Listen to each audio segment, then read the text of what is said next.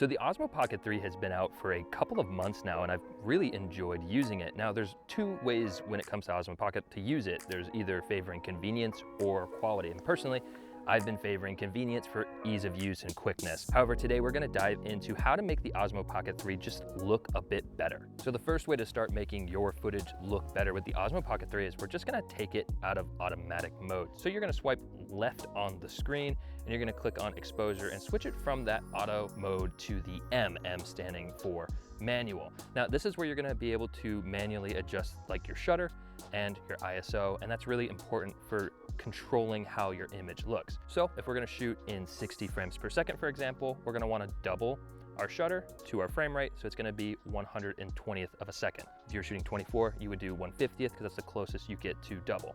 And then as far as ISO goes, typically the lower you keep your ISO, the cleaner it's going to look. So try to keep that around, say 100, but you can adjust it as needed. So now that we've taken it out of automatic mode and set up our shutter speed and our ISO, you may notice that your image is too bright when filming outside. Now, how we fix that is with these things called ND or neutral density filters. And you can think of them essentially as sunglasses for your camera, and they're gonna help darken the exposure so that we can keep our shutter speed at a particular number, double our frame rate. Now, this is important because if you want to have natural looking motion blur, you need to have your shutter speed at double your frame rate. Now, I actually was using this in full automatic mode in a previous video, shooting 60 frames per second, and you can see how jittery and wonky it looks in this clip. It doesn't exactly look great. Now, if I was concerned about quality over convenience, I would have used neutral density filters like these FREEWELL neutral density filters, and it would have fixed that issue. Now, when you're shooting with the Osmo Pocket 3, it is important to think, are you going to be favoring convenience and getting the shot as quickly as possible, or are you trying to extract as much quality as possible? If you are, definitely set it into manual mode, set your shutter speed, set your ISO, and then compensate with these neutral density filters. It is going to significantly improve the quality of your image. And these FREEWELL filters are pretty cool. Just to quickly plug them, they're not sponsoring this video, but they are magnetic filters, so you can just take them off, take them on. They have a whole set of them for anything you need, including mist filters, which is pretty cool. So another thing you want to consider when extracting the most amount of quality out of the Osmo Pocket 3 is you're going to want to switch it from a normal picture profile to shooting D-Log-M. Now, D-Log-M is where things get a little bit more advanced, but I promise it's not that bad, so bear with me. Now, why do we want to shoot in D-Log? What is it doing? You could almost think of it like the difference between a RAW photo and a JPEG photo. It's not the same. This isn't shooting RAW video, but it gets you something similar. So it's going to help preserve these high highlights and then also the shadows where I'm in shadow and this is really bright. If you shoot in a normal picture profile, you're going to have to kind of pick one versus the other. Are you going to preserve your highlights or are you going to preserve your shadows? And when you shoot in log, it's not going to be perfect, but it's going to give you a lot more range. So your shadows and your highlights can be preserved at the same time. We're actually shooting in log right now on the Sony camera. And if I take away the grade right now, you can see this is what it looks like when you shoot in log. It's this very flat picture profile. And then later in post-production, we fix the colors to make it look good. And the reason why you want to preserve those details, other than just being able to see what's in your frame, is that it's gonna give it that more high-end, high-quality, professional look. When your shadows or your highlights are clipped, it's just kind of one of the first signs that you may not know exactly what you're doing. So if you feel comfortable, switch it over to D-Log-M over the normal picture profile. So now that we know how to improve our footage in camera using ND filters, switching to manual mode, making sure your shutter speed is set up, etc., let's go ahead and shift over to how to make our footage look better in post-production. Now, when it comes to picking and editing software, I actually have experience with all of them. I've used Final Cut Pro, Premiere Pro, and DaVinci Resolve professionally. I'm going to recommend that you get DaVinci Resolve. It is free. There is a free version. I know that there is a paid version as well, but for most of you guys, definitely the free version is plenty fine to start editing your Osmo Pocket 3 footage. Now, another really great way to improve your Osmo Pocket 3 footage is with good music and good sound design. And lucky for y'all, today's video sponsor has you covered. This video is brought to you by Audio for all of your music licensing needs. I actually have been using Audio for a while now, and I have really enjoyed it. In fact, all of the music and sound design in this video has come from the Audio platform, and they have this really great new AI feature where you can drop in any song from anywhere and Audio will find you similar songs to match. So if you have a particular soundtrack that you enjoy and you want to get something similar feeling, but you obviously don't want to get copyright struck, well, you can just drop that song into their AI software and it will find you the perfect song on Audio for your project. I know a lot of times we get caught up in the camera that we're using, but it is really important the type of music and audio that we include in our projects. So definitely check out Audio. There'll be a link down below in the description that will give you 70% off with my code, which is a really great deal. Thanks so much to Audio for sponsoring this video.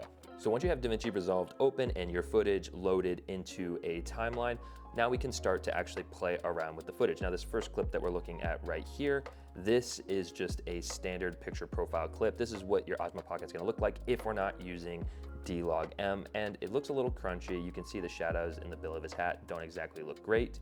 But now if we cut to a clip that we did shoot in D-Log, you can tell that a lot of that extra information in the sky, in the clouds, and in the shadows are being retained. You can also notice that in his sweatshirt here, this is Zach Mayfield's sweatshirt, in the standard picture profile, you're getting some weird things like over sharpening, whereas in D-Log that is being stripped away, which is really nice. So let me go ahead and show you guys how to mess with D-Log-M footage. And there's really two ways I would recommend doing that. So we're gonna go ahead and snag this clip right here, drop that into the timeline. Now, remember, if we did shoot in 60 frames per second, which we did, this is a 24 frame per second timeline, we're gonna wanna go ahead and change the clip speed to be slow motion. So instead of 100% speed, we're gonna select 40% speed.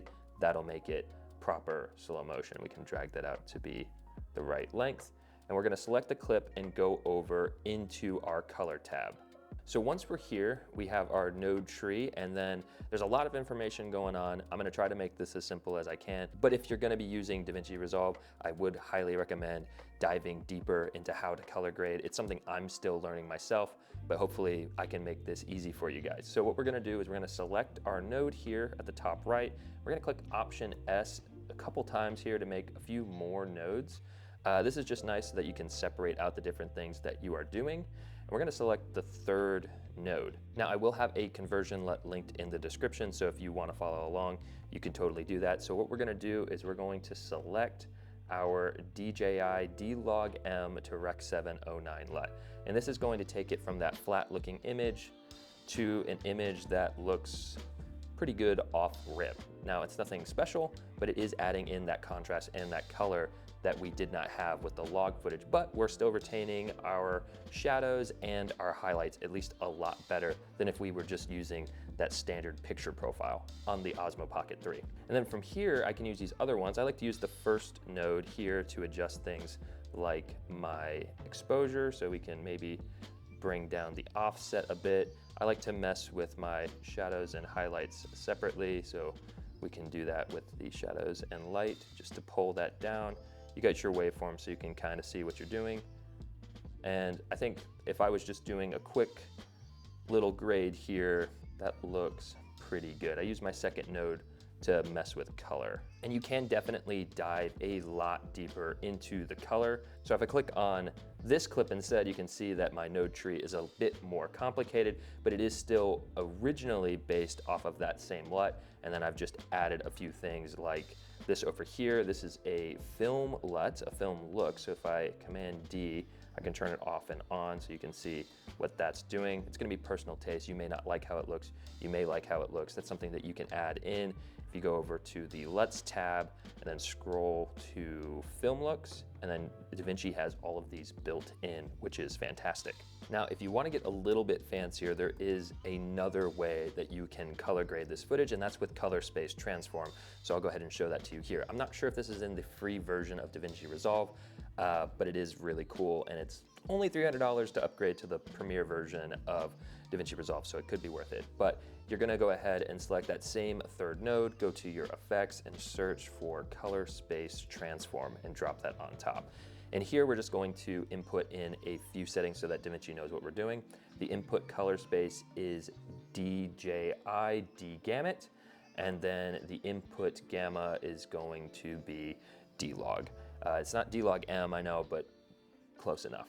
And then for the output color space, I'm gonna actually change it so that it is shooting in ARRI log 3. So we've switched the gamut to ARRI wide gamut 3 and then ARRI log C3.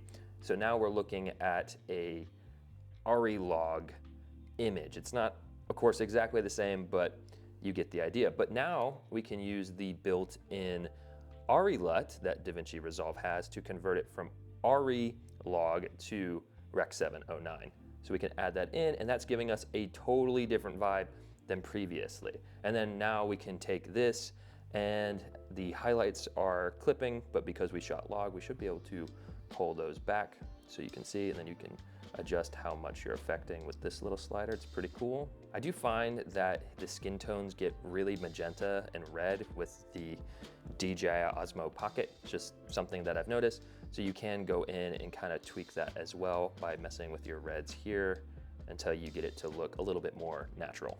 And then from here, again, you can do a ton more settings. I have some over here with like 10, 15 nodes. I know people who get up to like 30 nodes to make the image look exactly how you want to, but this is just a good way to get started. Now, if you don't want to dive all the way into this and you want to just have a simple drag and drop method, I did go ahead and make 3 different Osmo Pocket 3 LUTs that you can get down in the description. So if you're interested in checking those out, there'll be a link in the description. I think that they look pretty cool, and hopefully you all find them useful. And that's more or less how you can make your Osmo Pocket 3 start to look a bit more professional. Now again, it is gonna be up to you whether you wanna use this thing more for convenience, just slapping it in automatic mode and capturing the moment, or if you do want to extract the most amount of quality possible out of this thing. But hopefully you found all these tips helpful. If you did, definitely leave me a like and subscribe for more camera content, and I will see you all in the next one. Take it easy, guys.